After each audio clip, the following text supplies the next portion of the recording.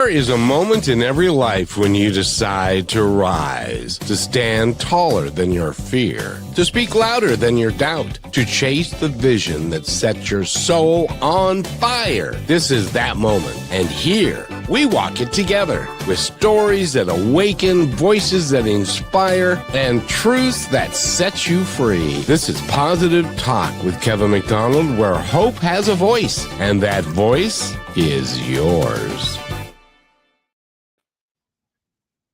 Well, you can what you need to do.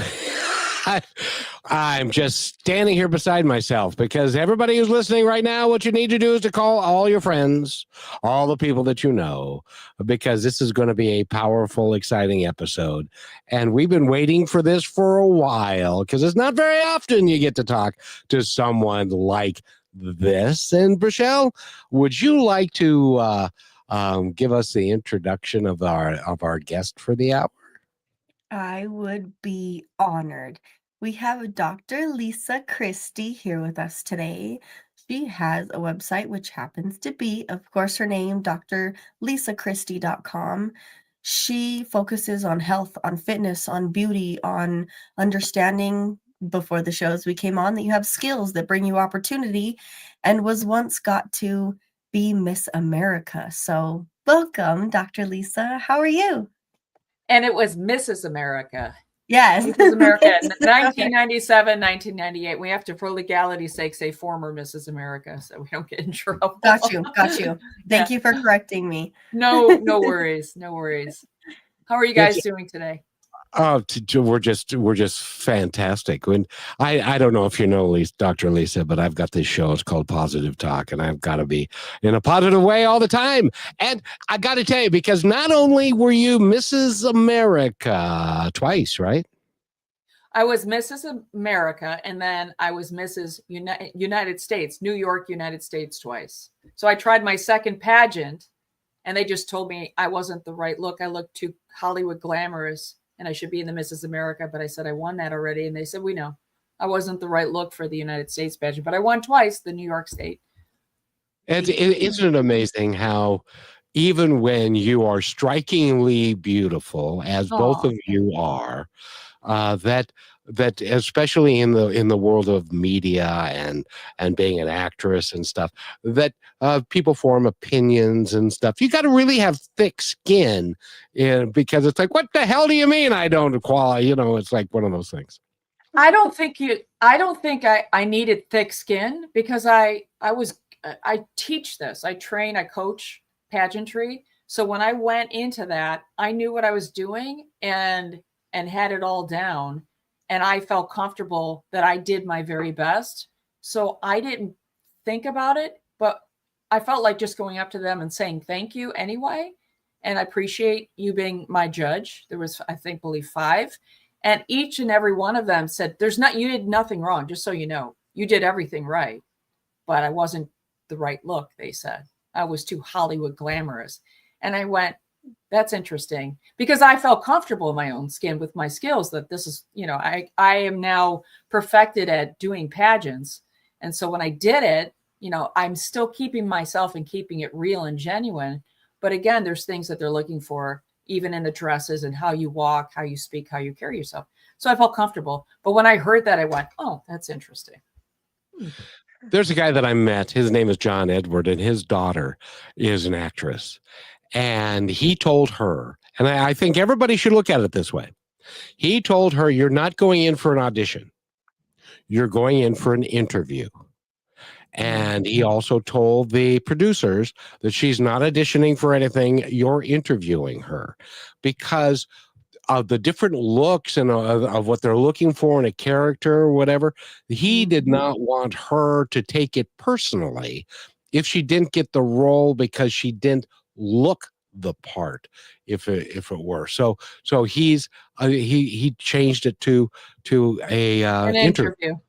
But that's interesting, because I always believed in how I was trained in acting. The time I started training at 18 years old, is that you could change their mind on that character look. You might go in and they completely go, you know what, she would be so much better. I like what she brought to the table. Let's make this character look like her now. And I always looked at it when I went into every audition that I might change their mind, because I want to do the most creative, clever thing when I audition.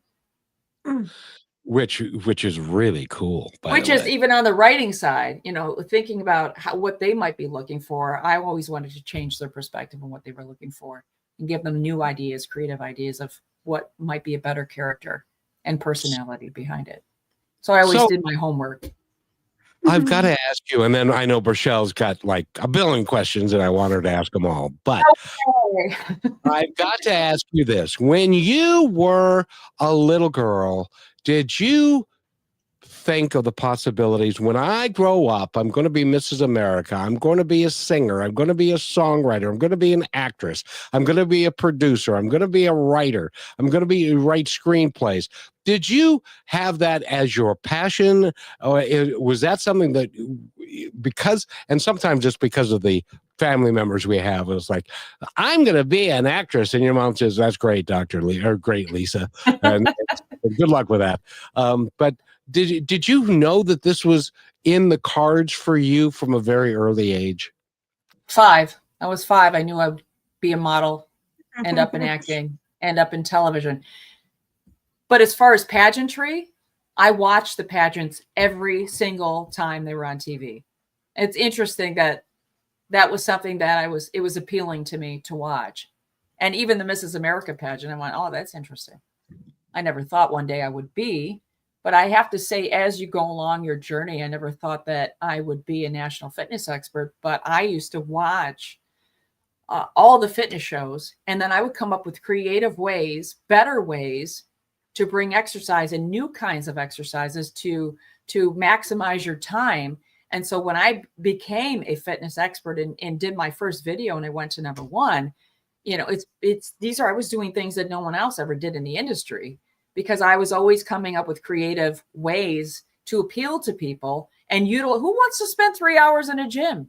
But I want someone to spend a half hour with me, half an hour or 1 hour, and they utilize and work their body the best, most efficient way.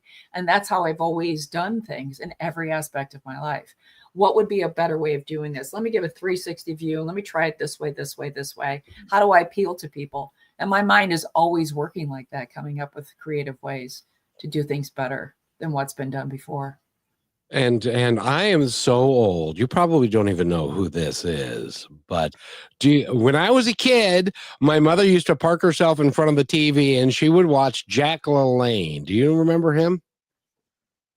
I know that they, maybe in the last 5 years, didn't they honor him or something for being like #1? Yeah. I know recently they honored him and maybe his wife. His wife, I don't know. Is he still alive? Oh, no, that's it. You know what is sad part is the best honors go to us after we're gone, and I wish that they would That's do the legacy. Yep, that's the legacy. Rochelle, that's the legacy. That's Okay. the legacy we want to leave.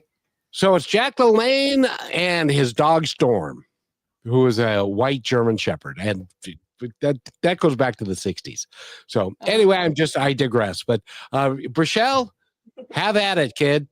Yes. Right. So first, I have to touch with you on this, Lisa, because we did our interview with you a while ago, and it was kind of you brought in so much perspective for me, because the experiences that you've been through brought who you were on a grounded level, on a spiritual level, on a personal level. You were Lisa. And then you got into something that was like, okay, but what am I showing myself as? And can I meet the part? And can I do this? And can I do that? And can I change their minds? Thank you for bringing that up, because you said that first and foremost. And I've always been that way. And it can be a little harder to work through things because people aren't just necessarily open to things they don't know, which is okay. But to give them that thought, I'm wondering, you had built and known and were secure in who you were and the process of what you were about to go into. That didn't make it easier when they told you that you weren't the part to play? Or was there ever a time, like how we had mentioned before the show, they said, well, you didn't do anything wrong, there's just this, this, and this, but they saw who you were underneath? And did that get to shine through? Well, let's go back to, I wasn't always like that. I went through insecurity stages, especially when I was married to my ex-husband, because everything about me was wrong. It was never right. But that, I had to look afterwards in hindsight back to see where that came from. And it was from his own insecurities, trying to make me feel lower than he was. But before I went to Mrs. America, it was a spiritual experience, but the Lord said, I'm going to show you through your eyes how I see you. And when I became Mrs. America and I was taken out of that element of abuse, and people were saying, you're just so smart. Oh my gosh, you just have great ideas. Oh, you're just so much fun. Wow, you're fantastic to be around, or whatever. I got to see from other people's perspectives how they looked at me from the outside. And that started to change. Wait a minute, this has all been lied to me. Right. So, I mean, I'm doing all this stuff from the time I'm young in the industry, and then I get married and I digress. It's kind of like I was trying to explain to someone the other day. It's when you're a black belt and you train with white belts, even in business, when you don't hang around with people that are on your level, you digress. You almost start believing the nonsense that they're giving you. And I'm telling you, people right now, if you're around people like that, it's time to change your life. It's time to 86 people like that in your life, because they're not going to elevate you. They're only going to hinder you and give you hiccups and speed bumps. And it's going to take longer for you to get to where you need to go. But I think that changed afterwards. And now I'm a completely different person. I think when I went to the United States, as I said, I was really, really comfortable by that point in my skill level, and showing young women how to be in pageants and perfecting that in a sense myself. When you perfect things, you can be comfortable in your shell. I tell people, just be, know who you are, and just be comfortable in your shell. It's not an arrogant thing. It is a comfortable in your own space. And when you walk in a room, and this is what I was taught years ago, when you walk in a room, it's dynamic, because you just walk in with this light and this glowing, and not arrogance, but just being who you are, your best self. And that is when when they said that to me, I was like, oh, okay, it's nothing to do. I felt comfortable that I did my very best and I wasn't self-doubting. But when they said that, I was like, well, why didn't you tell me this before I got into the pageant? Yeah. That I went and got all these sponsors and poured into this with my 150%. Why didn't you let me know this? And that's unfortunate, right? I mean, those things. But I got to say, going there, praying with the women and being there for them, I hope that I touched, many lives, because even my roommate got saved. I mean, I literally had conversations with her, and she came to Christ. And that to me is far worth any of the money that I poured into it, and the sponsors. That was worth it to me. I knew I was there for a reason. So yeah. You done good, Lisa. It's all for a reason. I know. Everything's for a purpose, right? Yes. And I want to use this as an instructive moment for a lot of young girls and women out there who, for whatever reason, their upbringing, their folks, their school people that treat them as less than. You are not less than. And when I'm sitting here looking at two very pretty women who have had moments in time when they thought that they were less than. It's part of the human experience. Don't let it define you. You can do whatever you choose to do. And because Dr. Lisa, people are looking at you going, oh, really? Oh, come on. She's gorgeous. She was Mrs. America. But even before that, she was she didn't have any self-doubt. How could that be? She just looked in the mirror and saw who she was. That's just not true. Do you know how many women don't see themselves the way other people see them? I know. Sometimes that's good, because you don't want to be like, oh yeah, I'm so amazing. I mean, that's not attractive. But I got to say is I had people constantly telling me the things that I should be in. And it just confirmed what I knew I was going to do at 5.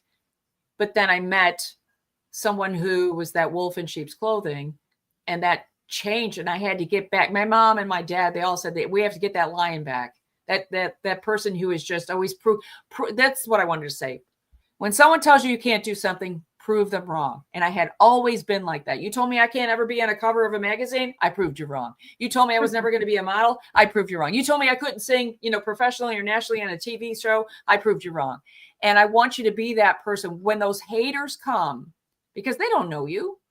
Even in the people of color community, you don't know me like that. You don't know me like that. You know nothing about me. So don't let other people define you. You define you, and allow God to define you, because he created you for greater things and a greater purpose. So you prove them wrong. And we need to take our first break. But I wanted to alert everybody. Here's an alert, because before we take our break after this one, this is only a short one, because we play these points to ponder, and I really want Dr. Lisa's opinion. Michelle, you get to pick which one we play. But before our next break, we've got a world premiere song that we are going to play, and I'm so excited to premiere it right here on Positive Talk Radio. Michelle, what are we playing? I think we might just go with the candle, because I feel like that has a lot of background with Dr. Lisa. So let's do that one if we can. And I would love your feedback on this point to ponder when we come back, and how you can relate to it. Or the seed. Okay. Kevin, that one's good too. You pick. I've got my little thing, my cursor thing, that thing there on the candle. Here's another point to ponder by Positive Talk Radio. In a dark room, a single candle was lit. That tiny flame chased away the shadows, filling the space with hope. Your courage, your kindness, and your light may seem small at times, but it can change someone's entire world. Never underestimate the power you already carry inside. Even the smallest flame can ignite a fire that transforms lives. You are listening to Positive Talk Radio, where stories of hope come alive. And welcome back to Positive Talk. We're talking with Dr. Lisa Christie. Go to her website, which is, oddly enough, lisachristie.com. And Michelle's here. Oh, Dr. drlisachristie.com. Yeah. Yes. Dr. Lisa Christie. I have been corrected again, and it's not the first time, nor will it be the last. Michelle? Point to ponder. Yeah, points to ponder. We're thinking, so there was a point in time, and this was perfect. I wanted to go into this because when you were 5, that's when that candle was lit. And you saw, and you could imagine, and you could create these ideas in your life. And as me and Kevin talk about, when you get older, everybody puts all these things in your head and kind of crams you down. They're like, no, you're not this, you're not that, you don't get to be this, and don't you dare think that you're like that. And I think that either goes into a really powerful way of people being very egotistical, or it gives them that shutdown. And either way, when you come out of that and you see yourself again, please tell me you went through that and that's some sort of making sense to you. Well, okay, so I kind of see it in 2 different perspectives. When I was younger, there was a fire in me to go after all the things that I desired. And then that changed. Then it became about other people through the things, the gifts and the skills that God gave me, is transforming lives and helping others through everything that I did. So I used it, not just the fire to get to where I needed to go and continue that, but now the fire has redirected itself towards others in transforming lives.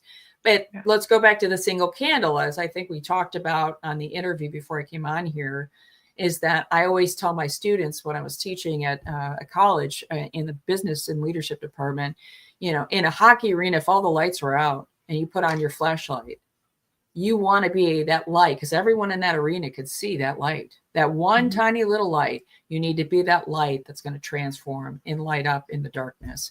And that is what it's about, making a difference in this world. You want to leave that legacy. What did you do for others? You've been so focused on you and complaining about your life and everybody that's in it. Do you know, when you do that, it's just really a self-focus, and you're not looking outside of that. Instead, if you could just look at all the blessings that you have. Yes, half the world, if you were split your life in half, on the left side, things are not always working out perfectly. But if you could just focus on the blessings that you have and take your situation and look at it and try to pull the positive out of it, what you've learned through those situations, and say, how can I fix this, make it better, and help others going through the same situation, then it's not about you. I had gone on a date after I left my ex-husband, and I was complaining about, it was horrific, all the stuff that I was going through. And he said, I don't know if I'm dating you or your problems. And I went, oh my God. Oops. Damn. Lord Jesus, I am so sorry that I am doing that. Because you get consumed with your troubles and that's all you talk about. You have nothing else. There's no constituents in there to talk about anything else. Use your intelligence and your skills and get off of that. And don't let your past dictate your future. But dump that garbage. It's garbage. God wants to get the junk out so he can put his goodness in. But if you keep all that junk packed down, you're never going to affect the world and actually do the things that you were called to do, because God gave you gifts. And then when you're not exercising that and trying to go after those gifts and those skills and work on them, you're robbing the world of you and what God intended you to do to transform things in life and people.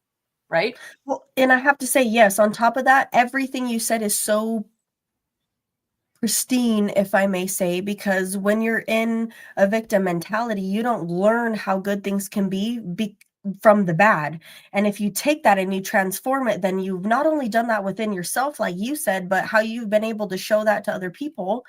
And that is a self of confidence. It's not egotistical. You're not pretending. You're not complaining along the way. I hear a lot of people my age, a lot of females, when they talk to each other, oh, this, and this, I'm a victim to, but life is great and I'm learning, and I get that. But to see the beauty in also what you're going through and who you actually are wouldn't it be almost impossible to gain the confidence in knowing yourself and being able to share that and allow other people to learn from you if you still hinder yourself from where you were before and bring it with you? I think, Rochelle, we have to take it one step further. I think one of the most important things, because people are going to hurt you, men and women are going to fail you. But I'll tell you what, if you do not forgive people, you're carrying them like a ball and chain everywhere you go. And they're still winning. They are still winning, and they are still hurting you because they end up in every aspect of your life because you can't let that go. So all I can say is, if I can give you just a little directive, is the people that have hurt you, I'm sorry that they've ever hurt you and done bad to you, but please don't let them win anymore in your life. Don't let them hinder you from doing what you were intended to do. Just forgive them and let God's justice be served. God will correct them. If they're savable, he'll correct them. If they're not, his justice will take care of you. But you really have to forgive others in order for God to forgive you. And so I would just say, please don't let them win anymore in your life. Stop bringing them into your family and your relationships with your children, because it is always going to be there. So I think that is one more step of leaping into what your purpose is. It's like the book Purpose Driven Life. You can't get to your purpose unless you dump off all the junk at the garbage dump. Please do that. Well, and I want to give this time to really show appreciation. I've been doing this a lot because everything's apparently starting to click for me. Okay. But for Kevin, because he told me that if you are holding this, you're giving them power still. And then I was like, whoa. They still win. Yeah. I thought I had the power. So when that perspective shifts, and the way Kevin explained it to me is, you get to stand in your power, and that doesn't mean that you don't accept what happened, but you can forgive what was misunderstood or where you're willing to move forward from that point. And I think that changed a lot for me, because I wasn't taking anything with me. As you said, it was like I started over, and I saw myself differently because they could no longer tell me who I was. Kevin, did you learn that from somewhere, or did it just pop out of your brain? He only told me one time, It's but it only took that one time. It's all the positive reading that he does. I know. He must be like super smart or something.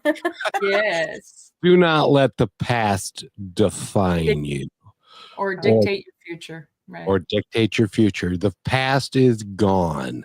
There's Yeah. nothing that you can do about it. Let it go. Or the gospel according to Paul McCartney, let it be. There's nothing that you can do about it. Just go, because if you allow the stories that you tell yourself about the past that happened, some of which, by the way, are not necessarily true. It's your mind that's creating this. And so if you let all of that go and then understand that today forward, you can dictate who you are and the person that you're going to be and the service that you're going to give to other people, I think that is a paramount idea for us to follow, is to let it go. Just because, why hurt yourself? Some of these people, and Dr. Lisa, I would love your opinion. Some of these people that have hurt us in the past don't even know and or care that they hurt us in the past, and yet we are carrying it around like a mattress on our head or something, that we're not stopping. Did you agree with that? I would say that's like two parts. I could say I wouldn't change anything I've been through because it's defined and shaped and molded me. God molded me and shaped me into who he called me to be. And a lot of times you have to, as I say, you got to weather the storm. You got to dig your roots deeper, and the stem gets stronger through every storm that you go through in your life. But even, I mentioned this on another podcast, but it's like the redwoods. The redwoods it's a little bit different, but they have the roots that spread out, and it's a community, and roots tie into the trees next to it. And that's why you need people, strong people around you, surrounding you and helping you to be there. Allow those people in your life that can help you get to where you need to go and help you heal through those situations. But another way to look at it, and the people that have hurt you, you have to look at them. And I always say, if they're really ugly, you got to understand how the beast ticks. What was their life like? What happened to them to make them make their decisions, to put those actions forth? Because there's always consequences in their actions. But what made them do that? What made them decide to hurt you and focus on you? But really, gosh, I got to tell you, if you were to slide yourself over, they treat everybody like that. But don't let that define you, because that's just an issue within their own heart and their own soul. The best thing you can do, again, is forgive them and pray for them. I know it's difficult. You don't want to have lunch with them. Nobody's asking you to go have lunch with them. But whatever happened in their life to make them that way, I always say this to people when I see them abusing other people, or I see them abusing children. I said, let me first just say something to you. I'm really sorry that anyone ever hurt you, but that does not give you an excuse to hurt other people. Amen. So our best thing to do. One more time, please. Yes. I always say to people when they're hurting other people, I always say, the first thing I say is, I'm really sorry that anyone has ever hurt you, but that does not give you an excuse to hurt others. Period. And I always preface something else, always that is prefaced before. And then I start saying, now listen, I saw a lady abuse a little boy, and he beautiful little toddler. And I was at a place where you get coffee and donuts and all that other stuff. And I could not, if I see something, I'm sorry. I am so bold that I cannot see that and witness that. I've always been like that since I've been younger. And I just literally came up to her and said, first of all, let me just tell you, I'm sorry that anyone has ever hurt you, but that does not give you an excuse to hurt this little boy. All he wanted was his donut. He was calm. He was very well behaved. He just pointed to what he wanted. And all you did was abuse that kid, yank on his arm, slam him into the glass, and just constantly hurt him and hit the back of his head. And I thought, maybe it's her father, because he was sitting there too. And I looked at him like, don't you dare say anything to me, because I'm a woman who's upset because you're hurting a child. But but I said, this boy is beautiful, and one day this little boy is going to protect you. So I want you to start treating him correctly. But let me tell you, if I ever catch you again, I will personally take you to jail. I will personally take you down and make sure that you are taken in for abuse. I cannot stand by and see people getting hurt. I'm grateful to God that I've been through what I've been through, because it has made me a warrior and a fighter for people, even more so than when I was younger. I I'm trained enough to be able to do so even more confidently. And I always use this first. Mouth is always first. Defense before offense, right? Yes. But- Well, that's because you get to understand. And without Mhm. those things, you might have just been someone else who would just stand there and be like, ooh, he's in trouble, rather than to look at his perspective and then to look further than that and say, damn, this person raising him must not know any better either. Let's show that some grace. That is the Mhm. most powerful thing you could do, because I beg to differ. She'll ever, never, ever do that to him out in a public space again. And Kevin, I'm going to let you take us to break because I'm just building on questions and I know we both have them. Well, the sad thing is I've lied to my audience because I said we were going to play the song before the break. And now, but what we were talking about is so empowering. Now we're going to play it. We're going to talk to Dr. Lisa Christie and the new song that she has coming out and where it came from and all of that. We're going to talk about that, but we have to take our quick halftime break. And then we will be right back with Rochelle, and she's animated today, and Dr. Lisa Christie, and we'll be right back. Stay with us, everybody. This is really good stuff. And by the way, you're going to have to come back because we're not going to be able to touch on everything that you do. And Kevin, Be so please kind. tell me that you are playing The Storm, because she said that and we've been focused on that point to ponder all morning, if possible, just throughout the show. I will do that. And here we go. You're listening to Brushwood Media Network, the best in syndicated talk, news, and entertainment shows. Here's another point to ponder by Positive Talk Radio. A sailor in a storm once battled waves so fierce they nearly sank his ship. He discovered storms, they don't last forever, but strong sailors do. Life will shake you, test you, and even try to break you. But if you hold steady and keep moving forward, the skies will clear, and when they do, you will see how powerful you have become. You are listening to Positive Talk Radio, where stories of hope come alive. And welcome back to Positive Talk. And Dr. Lisa, what do you think of that particular point to ponder? Well, I was actually writing in the chat to Rochelle, so I wasn't paying attention. I was like, what is that? Oh, I just called you out. I'm sorry. That's all right. That's all right. No worries. Well, what was it about? Rochelle, would you like to explain? I'll tell you what. I mean, Hold on. Now that I have your undivided attention, Dr. Lisa, let's play it again. let's do Okay. it. Here's another point to ponder by Positive Talk Radio. A sailor in a storm once battled waves so fierce they nearly sank his ship. He discovered storms, they don't last forever, but strong sailors do. Life will shake you, test you, and even try to break you. But if you hold steady and keep moving forward, the skies will clear, and when they do, you will see how powerful you have become. You are listening to Positive Talk Radio, where stories of hope come alive.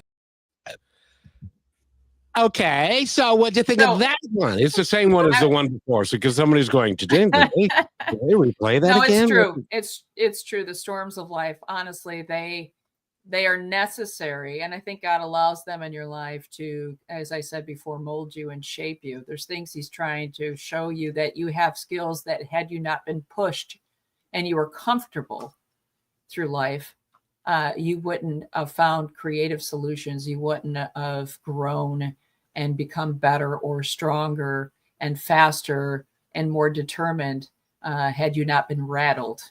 It's just necessary stuff. So don't look at them as a negative, because you're going to go through valleys. But as he says, yea, though I walk through the valley, you never stay there. It's just a necessary thing to keep shaping you. If everything's going great all the time, you just get too comfortable and forget your foundation. You forget, some basic functions of how to live life and what's the important things about it. You get too comfortable, right? It's almost like, I feel like it's like God allowing things so He brings you back to earth. Remember, always have humility and don't get too cocky and arrogant. Remember where you came from. Remember, you were once a follower. Remember, you were not once a business owner. Remember, you weren't once a leader. Remember, you weren't once getting attention in the industry of music or anything else. Remember where you came from and what your purpose is, right? So I don't mind the storms. I think that was fantastic. Thank you. Yes, they're going to come and go, but you're not staying. Music? Did you say music? I said music.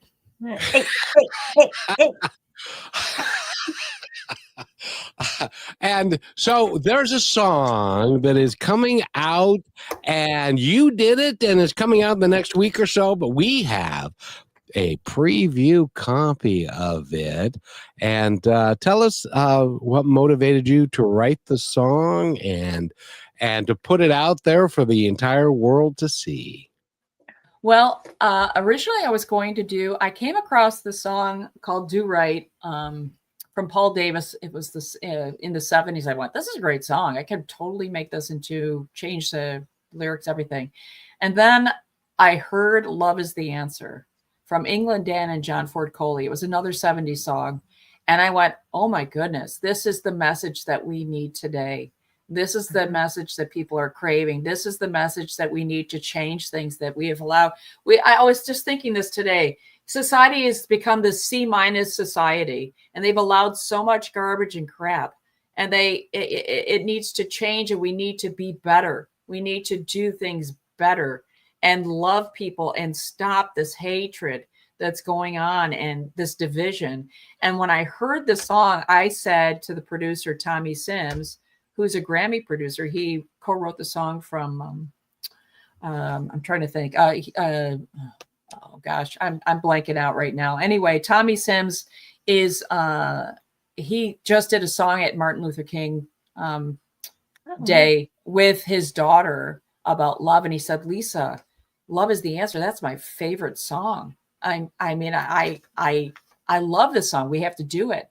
And so I changed a lot of the lyrics to have it more Christ-centered in the sense that, we need a solution. We need the answer. Love is the answer, but just ask him into your heart for the answers. He can direct you and make you much better as far as how you look at people and how you respond, treating them like Jesus. So I really, wanted to give that message out.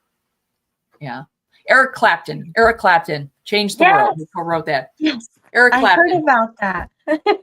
Yeah. He's worked with like all the top Christian artists like CeCe Winans. He's worked with Stevie Wonder. He's worked with so many people. Well, I love how you mentioned that because it got to touch the generation that didn't see that coming, that didn't know any of that, and had an impact now.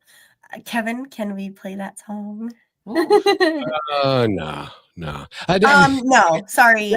Yes, but Dr. Lisa, I did want to mention, and this is a piece of trivia that not everybody will know, is that there is one person who played on a Beatle album that was not one of the Beatles. His name was Eric Clapton, and George and him were driving in their car, and George said, I've got this song called My Guitar Gently Weeps, and the other guys don't seem to be real excited about it and stuff. Would you come and play that part?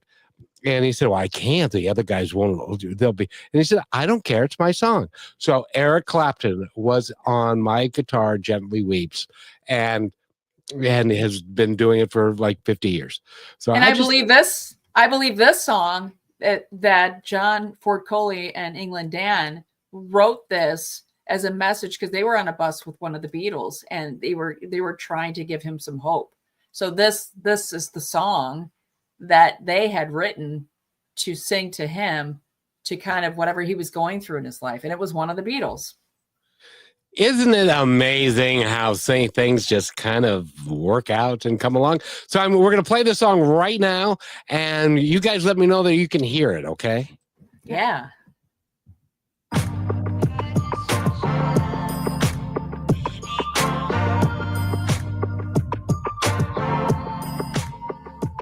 You pay the price, my ticket to paradise. I can't stay here anymore, and I've looked high and low, and I've been from shore to sure.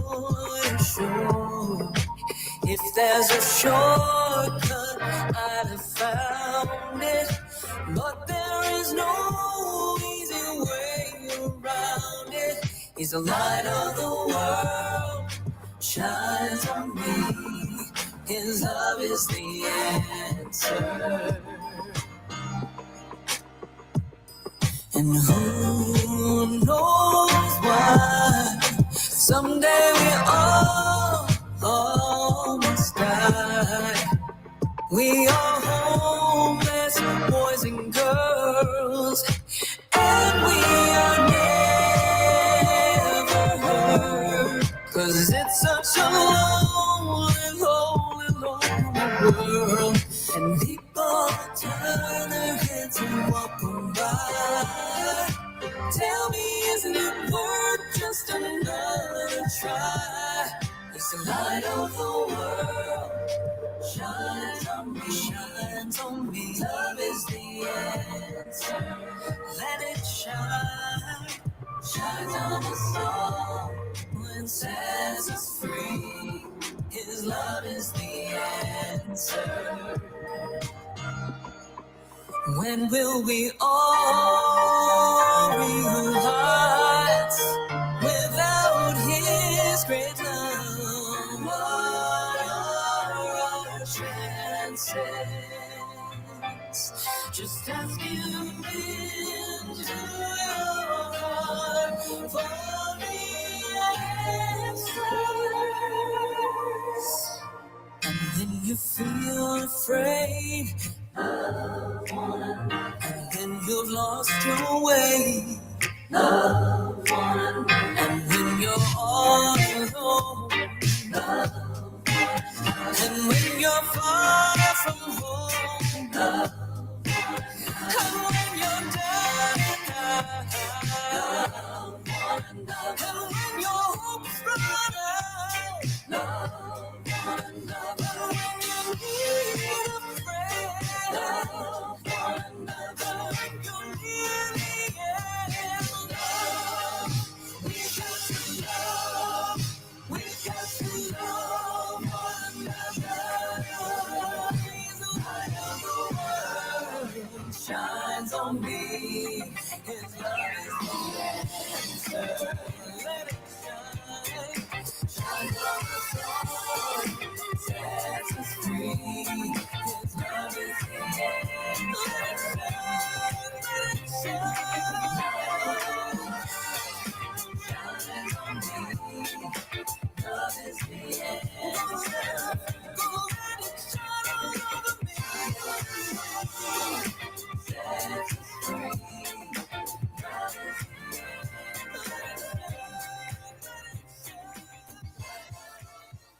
And that is Dr. Lisa. You're pretty cool, I gotta tell you. Oh, thanks. You know, it's funny. I got that opportunity because I met Kenny Arnoff, the world-renowned drummer who started with Mellencamp, and he's played for everyone, even Stevie Wonder, my favorite artist, by the way. And then he introduced me to another drummer, Scott Davis, who I became friends with. And Scott would make me sing to him at night before he went to sleep. I was like to my husband, hey, he wants me to sing to him again. And he would take all my videos and send them to Tommy Sims and said, you got to promise me before I die that you work with this girl. Promise me that you'll record her. And he made that promise and he followed through. And it's just the collaboration between him and him. I literally think from doing TV, all the editing, from doing fitness infomercials to fitness videos, the timing from like starting a workout at 135 beats per minute and then going to 142 and then the cardio 165, just laying all that out in TV production. I think that when I did this, I literally arranged everything, how I wanted it, each instrument, what I wanted to do, gospel, soul, syncopated beats, claps and snaps here and there. And when we got together, Tommy is so creative and so clever and so talented at everything he did and everything he does. And then he brings in the right musicians, and it's just this, to me, it's like a Stevie Wonder concert. It's just this creative jam session of ideas, and we just all start collabing on and coming up with creative ideas. Like I said, it's just the right people in the right room. The best people in that room brings about so many amazing things. It's transformative. So I just appreciate you for playing that. And obviously You don't know the half of it. Can I tell you the other half? Rochelle, are you still here? Where'd she go? Oh, well, we'll get her opinion when she gets back, but it's going to be released probably in the next few days. And just, go to my social media links, and you'll get the links from all my music platforms. And I just, for each of the sales, listen, I am a New York State director for a charity called A Cup of Cold Water. So everything that I do between my business, Be Harmony, the sale of all my personal care products that are all natural, 100% toxin-free, by the way, they're not garbage. They're good for your temple. But everything that I sell and the money that I make, part of the proceeds goes to helping orphans around the world and Holocaust survivors. So everything I do is for a purpose. Well, we are going to, we do a show on Brushwood Media called Greatest Vibes Unplugged. And I will be adding that song to of what we're going to play, because it is so cool, and it is right in line. It's interesting because one of the songs that we have there is All You Need Is Love, which was the first worldwide simulcasted song ever and the Beatles did it in 1967, I think. And All You Need Is Love. Yeah.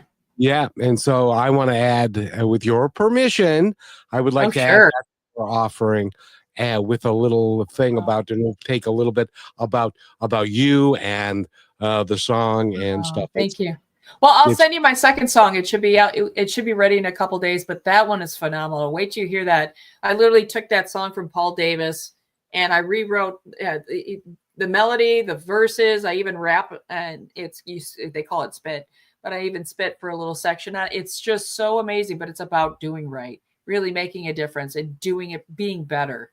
And so I'll send that to you as well. Hopefully you love it, but it's a lot more danceable, but the message is clear, doing right. It'll just remind you every day, when you have a choice, please do the right thing.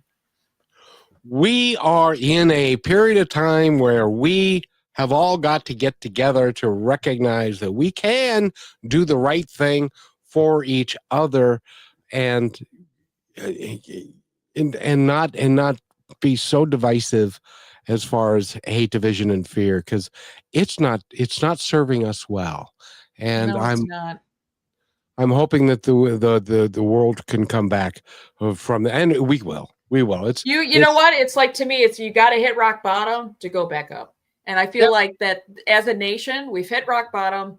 And just everything from how we've done things for too many years. And now people want the change. They want to try to love. I think, honestly, I even think that there's going to be revival in a sense, that people are just going to start being better. The godly foundation that this nation made it was so superior over any other country, that other countries came to us to say, what is it? Why are you so successful? Because of our godly foundation, but also because of our ethics and our moral character. And in how we perceive things. Social media has distorted that by just spewing out venom and not caring what you say about people, and just a different perspective. I always say this. It's kind of like, I was at a dance for middle school kids. It's how you say it, right? So there was a fire, and all of a sudden the principals are yelling at the kids, stop running. And they stop for a second, and they're still running. They're trampling each other. Teachers are trying to scream and yell, cut it out. You're hurting each other, blah, blah, blah. And I got on the microphone. And I said, please walk. Thank you so much. Can you slow down? Please walk. Thank you. Okay. And everybody stopped, calmed down, and started to walk. It's how we say things. We don't say things correctly. We just, before we think, we spew out venom.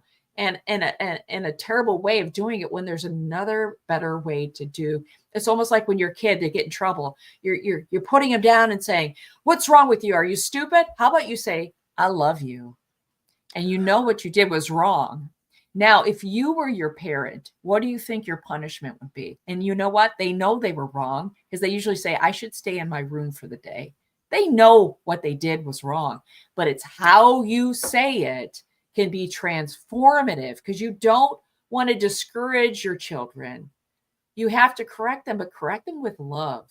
Try a different way and a different approach, because obviously the way you're doing it's not working.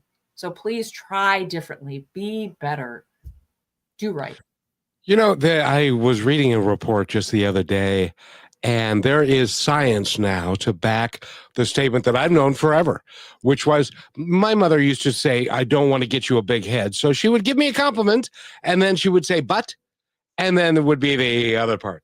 What the brain does is the brain disregards everything that you say before the but, and then takes to heart everything after it.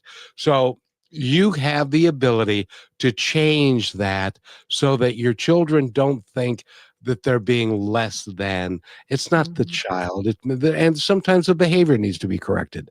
But Well, it's how about this too? It's funny, when I was raising my kids and I was so tired of what I was getting raised. Don't do that because I said so, because I'm mom. And I thought, why don't we explain this? Please don't go to the edge of a cliff, because if you go to the edge of the cliff, you could fall down and break your arm and bad things could happen to you. And I would cry forever because you got hurt. Why can't we explain it in a way that they would understand, as opposed to this, I am the authority, do it as I say because I'm your parent. But they really want to know why. Because I know as a child, I want things explained to me why I can't do something, right? Give me a legitimate reason, as you say, because that's an advertisement, because here's your legitimate reason why. So I just did it a little bit differently. I don't want you to go out that window because it's 2 stories high. And if you fall, you're going to hurt yourself in a terrible way. And I'm going to take you to the emergency room or a doctor, and I'm going to cry because I'm going to be sad that you're hurt. Okay, I won't do that then. Oh, well, thank you. Instead of get away from the window, right? No, what did I tell you to do? Listen to me. I'm your mom. Well, why not? Why? Kids ask why. Well, I did. And you know what happened then? I ended up in my room. It's like, don't talk back. Go to your room. But this goes way back to the 60s. But Prashelle, are you still here? She was here. Like, I know. Oh, my doggy. Oh, Sit down, baby she girl. was here just for a moment. What kind of dog do you have? Hello. So as soon as I started talking, keywords that she thinks that there's something wrong. My beautiful dog. What kind of dog do you have? American Bulldog. She's just dropped out of heaven. I literally had a dream of her when we had a Jack Russell, who was crazy, by the way. That was a nutty dog. I mean, it hunted everything and brought it to the back door for me, even skunks, whole family. But I had a dream before this dog passed away, our Jack Russell, and it was like God showed me this. I never had an American Bulldog before in my life, and it had a patch on the right eye. And I told my daughter, I said, I had a dream that we're going to get an American Bulldog. And she goes, oh, can we get it right now? I said, it's not time yet. And then she goes, can I name the dog now? And I said, sure. She named the dog after a bracelet. And my nickname is Lee. So we call the dog Bracelet. But she is like Nana from Peter Pan. She's so gentle with babies. She's just like intuitive when I'm training clients privately as a fitness expert, that she literally can tell when they're sick. I know they're instinctively, but she confirms it by she barks a certain way. And then I'm like, let's check you out. There's something wrong with you. And it's always right on. So I just love her because she loves all my clients. She loves kids. She loves people. And she's just intelligent. Am I being too favoritism to my dog? But she, honest to God, dropped out of heaven. She's empathetic, and I love it. I believe all dogs that love you unconditionally are dropped out of heaven. Yeah. So, and Prashelle, you've been quiet this little time. So I want to give you She's listening. That's another skill of leadership. She listens. Oh, man. I think I've got a lot of little skills like we talked about before I might know. I can pay attention to things while other things are happening. And before I get into this next point and close us out for the show, which somehow always happens, and I'm glad that Kevin gave you the introduction to come back, because we really have way too much to cover with you. It's more than we could have imagined from the introduction that we got from you. So I'm very blessed to have you on the show. And as we're talking about this, I am caring for my Chihuahua. And she started doing things, she's getting older, and things start to happen, and it's in the attention space that we have for one another that I decided that instead of throwing up on my bed, she should probably go outside. And so I helped her Oh, get that okay. done. And we still problem. made it back. All right. All right. And, I got to say, one when of I the came things back, that, you're talking about your dog. So that yeah, was one of the things I insane. was thinking about was I want people to know that they should make money at all the things that they're good at. Because when you're doing all the things that you love, it's just you're far happier in life, and one of the things I was talking about my business, but I was on the blocks. My company got picked out of 100,000 other companies. 100 of us went to Oklahoma, and that was in August of 2024. And then I was invited back to the alumni school. But, never stop dreaming for bigger things. Don't ever, believe in the haters and what they say. Always, it's like the Nike ad, just do it. People, it transformed their lives. I mean, they started businesses. They some of them left their spouses because it took years of abuse that they finally said, I'm leaving, because it said, just do it. Whatever it is that takes you to do the things in your life, or the people that have been positive, as you said, you're talking, Kevin, when you're younger. A lot of people that my mom used to say, you can do anything through Christ Jesus, if you put your mind to it. And that was something that I always did. I was like, no matter what anyone says. So I want you to find the things that you're good at. And it's like art is skill derived over time. Work on your crafts and learn to make money at those things. If it doesn't work, fix it. You're going through the beginner stage of trying to work on your products or anything else that you're doing. But, fix the mistakes and then build again, and fix the mistakes and keep building until you get to where you want to go. Don't give up on your dreams, no matter what anyone says. Yep. You see, I was right, Rochelle. Yes. It's funny how I've been telling Kevin this last week. I understand more of what you say and all this and that. And you'll hear me say that probably for the next year, because it takes those experiences and that time to click. And I heard you say something about when we punish our children and the way that we do it. The reason that's so important is because you're either bringing them a form of discipline that is negative and untoxic and healthy in a way that we can't make happen for our future, but also there can be a point in discipline that is giving opportunity, that is giving understanding, that is giving, and it's more than just kids, it's to each other as adults, from one another, who maybe say, hey, we have a lot of differences, but we can understand and we can respect each other for exactly who we are. So as we close out the show, Yeah, I'm I honored. agree. Oh, I agree. I was just going to say is that, a lot of people don't believe correction is love, but if you care enough about somebody, that's why you're going to do something about showing them that you really, really love them. Correction is key. It's okay. It's just how you correct and how you say it. So that's all I wanted to say. Yeah, that's beautiful. And so needed. So thank you. Oh, absolutely. Absolutely. No problem. I appreciate you guys putting me on the show. I love getting to know you, and I look forward to spending more time with you guys. And I appreciate allowing me to, just share my world with you and the things that I'm trying to do to make a difference in life. And thank you for playing my song. And, I just, honestly, my heart was in it. I think that everything you do, you should put your heart in it. I always do it as if God's watching, but my heart is always, as I sing, I always do it for the people. Everything that I do is for the people. And it's because I'm already comfortable in who I am, but I want to pour my heart and my soul and my love out to people because I have a big heart for the world. So let's be better, people. Service to others is the highest calling that there is, in my opinion. Yeah. Yeah. I got to say that, it's just, that's what I was going to say is another thing I want to say is let's try it differently. Well, I learned this in seminary, but the Jewish people on Fridays, they bless their children. They tell them all the positive things about themselves. Yeah, we're going to correct our kids throughout the week, but why don't you find some time where you throw them a bone in a sense and tell them all the things? Almost, I've learned years ago, you speak things as if they already are. You're going to be a successful person. You're going to, be blessed in this area and that area, all the gifts that you see in them. And whatever you do, try positive affirmations at least once a week for your kids. And that is going to be, it's like sitting at the kitchen table and spending time with your family. That is where leadership is developed. Teach your kids to make their bed in the morning. Most leaders make their bed as soon as they get out of bed. Teach them to be the best in everything that they do, that their character must represent. And they have to have moral conviction, right? And ethics. Let's do things much better. Make a difference. Spend time with them. Take the moments, because moments are so short. You don't know how much time you have. My husband lost his child when he was 19 years. He just turned 20. And you look back in hindsight and you're like, I wish I had more moments. I wish I had more moments, right? So enjoy those moments, because we don't know when our time is. Only God knows. So please enjoy that and make time for your kids, because that's what's going to change the world. It's the future generation. Yep.